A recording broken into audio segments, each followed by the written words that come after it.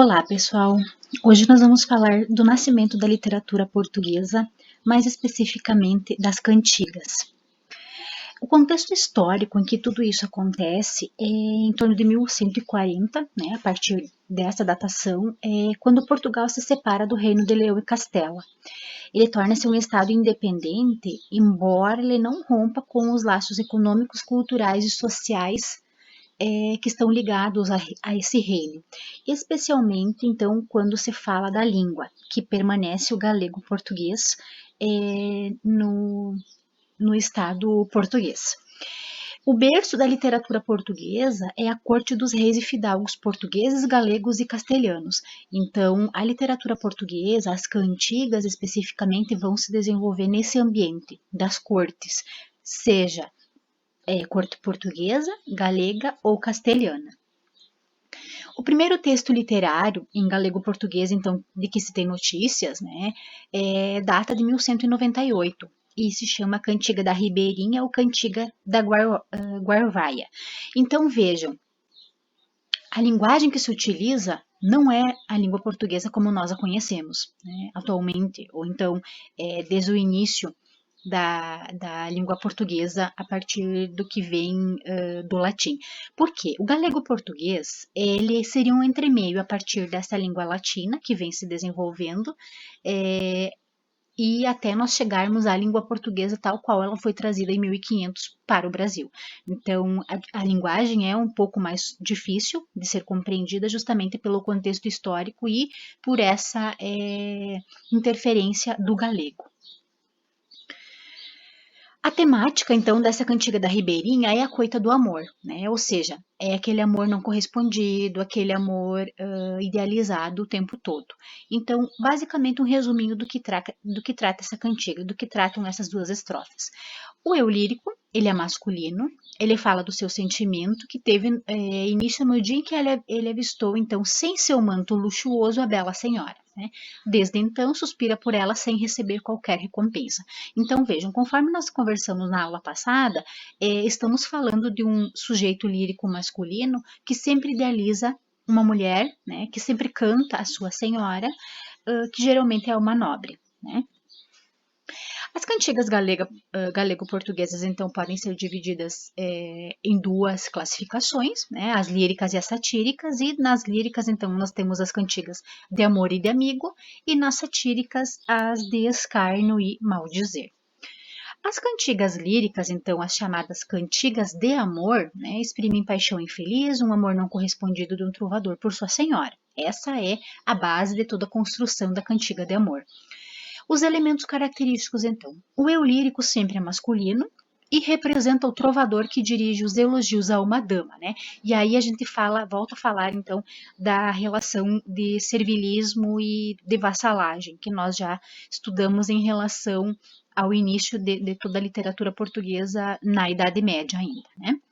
O trovador ele sofre com frequência, a dama identificada pelos traços físicos, morais e sociais, sempre apresentado como superior, então sempre se tem um sujeito trovador numa relação de vassalagem, de servilismo em relação à sua dama. Né? Em relação à composição, né, a estrutura, então os versos apresentam 7 sílabas métricas, na maioria dos casos, é uma estrutura bastante fixa, né? O refrão também vai aparecer e ele é uma inovação em relação aos provençais. Então, quando nós estudamos na semana passada a literatura na Idade Média, a literatura dos provençais, nós vimos algumas características específicas daquele momento. Então, o que vem para as cantigas da literatura portuguesa, de modo diferente, é a presença de um refrão. As cantigas de amigo falam de uma relação amorosa concreta que acontece entre pessoas simples que vivem no campo. E a temática central é a saudade. Então vejam, em relação à cantiga de amor comparada à cantiga de amigo, na primeira nós temos uma relação idealizada. Ela não é concreta, diferente da cantiga de amigo. Na cantiga de amigo, a temática é a saudade, mas de uma relação amorosa concreta. Os elementos característicos, então. Os personagens, o ambiente e a linguagem fazem com que representem diferentes universos da sociedade medieval. Dizem respeito à vida campesina e aos sentimentos, as moças simples das aldeias e dos campos. Então vejam, se tem sujeitos específicos, né, personagens específicas participando desse tipo de cantiga. O eu lírico sempre é feminino, então em relação à cantiga de amor, mais uma diferença, né? Na cantiga de amor, o eu lírico, o sujeito lírico é masculino, e nas cantigas de amigo ele é feminino. Essa voz manifesta a saudade de um amigo, e aí entende-se amigo como um amante ou um namorado, tá? Pode apresentar personagens, que pode ser a mãe, a amiga, as damas de companhia, então é sempre é quase como se fosse uma conversa entre os personagens, e essas personagens são testemunhas do amor. No caso da presença da personagem mãe, ela às vezes pode ser um empecilho para que um empecilho retratado, né, já que a gente está falando de um amor concreto, de uma relação amorosa concreta, mas a mãe pode ser um empecilho nesse continuar de uma vida, né, no continuar uma relação amorosa. O tom é positivo e otimista, né, justamente porque o amor é real entre personagens de condição social semelhante, sempre apresenta um refrão, né, então isso também é uma característica que vem diferente do provençal.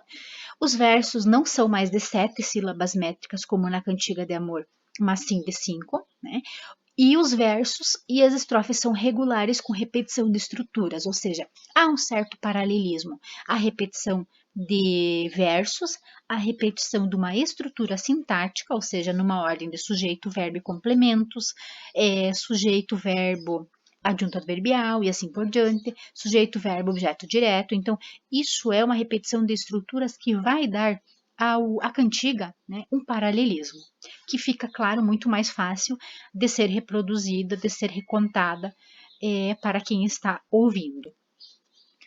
E quando se fala em cantigas satíricas, se tem então as de escárnio e de maldizer. A de escárnio traz um trovador que critica alguém por meio de palavras de duplo sentido, para que não sejam facilmente compreendidas, ou seja, emprega-se ironias, emprega-se termos ambíguos, e essa ambiguidade justamente é trazida para causar uma dificuldade na compreensão, né? Há trocadilhos, há jogos semânticos e tudo isso contribui para que seja mais difícil compreender o que está sendo dito, né? Para compreender o sentido daquelas palavras utilizadas. Visam então ridicularizar o comportamento dos nobres e denunciam mulheres que não seguem o código do amor cortês, ou seja, quando se tem um trovador, então, em sua cantiga de amor, se referenciando, né, a uma dama, e esse amor não é correspondido em respostas, né, em cantigas, se faz uma denúncia, então, em cantiga de escárnio, para justamente ridicularizar essas mulheres ou ainda mostrar um mau comportamento, porque era um valor seguir o amor cortês, então havia um código do amor cortês, né? Então isso essas cantigas de amor precisavam de uma resposta. Então, se não fosse seguido esse código, se não fosse atribuída essa resposta, aí se faziam cantigas de escárnio. E as cantigas de maldizer, né, que também são consideradas as satíricas, em que o trovador faz suas críticas de modo direto, explícito, identificando a pessoa satirizada. Né? Então, é uma linguagem ofensiva, palavras de baixo calão, tratam das indiscrições amorosas de nobres e de membros do clero. Então, aqui a gente tem muitas vezes uma presença de uma denúncia, né? De um mal dizer, ou seja, fala-se mal de fulano porque ele teve tal comportamento que não é adequado aos valores humanos daquela época, né? Aos valores sociais, aos valores dos nobres, ou mesmo em relação a membros do clero.